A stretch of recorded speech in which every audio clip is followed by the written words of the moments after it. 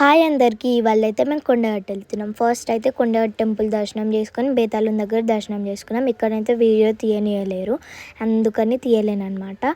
తర్వాత బయట చెప్పులు ఉన్నాయి. ఈ చెప్పులు దయ్యం పట్టిన వాళ్ళకి కొడితే దయ్యం పోతుందంట. ఇప్పుడైతే మేము మునుల గుహకి వెళ్తున్నాం.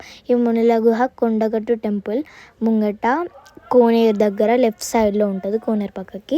సో అక్కడ పెద్దగా రాసి ఉంటుంది మునుల గుహ అని. దాని లోపలికి రావాలన్నమాట. తర్వాత ఇక్కడ అంతా ఓపెన్ ఉంటుంది. చాలామంది దీన్ని చూసి రిటర్న్ వెళ్ళిపోతారు, ఎందుకంటే ఓపెన్ ఉంది కాబట్టి ఏం లేదనుకుంటారు, బట్ ఉంటుంది. సో ఆ బండలు చూసిరా, మొక్కుకుంటే అట్లా పెడతారు కదా, ఆ బండలు. చుట్టుపక్కల వ్యూ అయితే చాలా బాగుంది.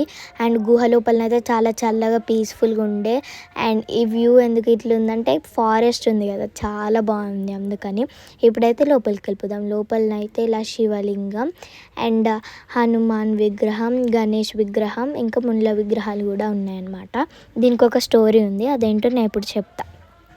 పూర్వం హనుమాన్ రాముని పని మీద వెళ్తుంటే మునులు ఆపి మా కోసం ఇక్కడ ఉండొచ్చు కదా అని అడిగిరంట. అడిగితే హనుమాన్ నేను ఇప్పుడు రాముని పని మీద వెళ్తున్నాను, తర్వాత వస్తా అని చెప్పి వెళ్ళిండనమాట. దాని తర్వాత మునులకి చాలా ఇబ్బందులు వచ్చినాయి. రాక్షసులు తపస్సు చేసుకొని ఇవ్వలేదు, చాలా దారుణంగా చేసిరనమాట. అందుకని చెప్పి హనుమాన్కి మొక్కుకుంటే హనుమాన్ వచ్చి ఇక్కడ కొండగట్టులో వెలిసిండంట. అప్పటి నుంచి మునుల కోసం ఇక్కడ వెలిసిండంట. సో అది స్టోరీ. మీకు ఎవరికైనా తెలిసి కామెంట్ చేయండి. ఇదే మునుల విగ్రహం అనమాట.